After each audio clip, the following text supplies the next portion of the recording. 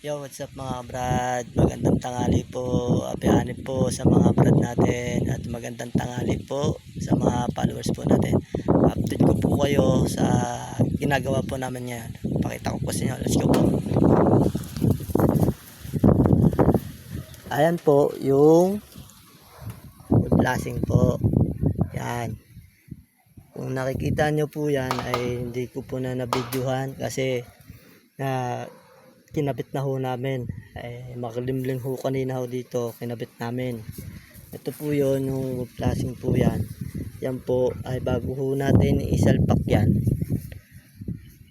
ay ina-align po yan. Ina-align po yan, ina-align po yan. At puto naman po yan, kita nyo po yan ay may riveter, pen rivets po.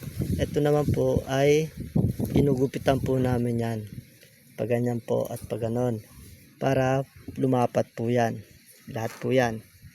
Ayan, saka dyan po nire-ribit po muna namin yan para bago i-align ho, para saktuhan po yan. Pag nakita nyo po is tuwid na tuwid lahat po yan.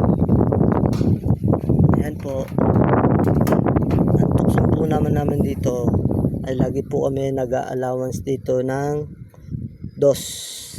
Yan. Yan yung kalaki po ang dos ang iniiwan namin. Yan po. Pakita ko sa inyo po kung ito ho ay diretso po yan. Bago namin kinakabit po yan. Ayan, nakita nyo po yan. Diretso po yan. Dapat po yan diretsong diretso. Wala pong baluktot. Lagi po pag papagawa ay diretso po yan, sinisilip po yan doon, sinisipat para diretso.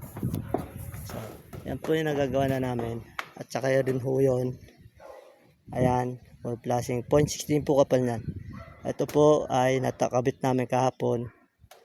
At saka yun, so yun na lang po yung natitira doon. Maliit na yero na lang po yun. At kasi po mahirap po magbaklas noon, kailangan po ay bago po namin ilatag ang yero ay ikakabit din po kasi ang flashing yan sabay ho, para kung umulan ho ay safety na po, hindi mababasa ang kisame. So mga followers po, ayan na ho nakagawa namin yan. Ayan, ayan po. Tapos to ay susunod na namin yan, ang flashing ho nyan. Ayan, matuktong po nun, didikit ho namin yan para i-align ho rin po yan. Ayan o, yun yung mga brado, ganda na mga yero, makagandahan po, di ba?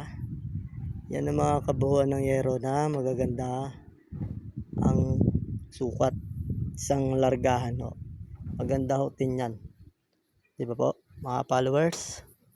Ayan o, kita nyo naman po. Ayan, sunod na ho namin yan. Ayan, ayan po, makikita nyo napapong gupit yan, gugupitan ho po namin yan. Yan, gugupitan pa ho namin yan at i-re-ribit pa ho yan at i-alin pa ho yan. So mga followers, ano pa ho inaantay nyo? Let's go na.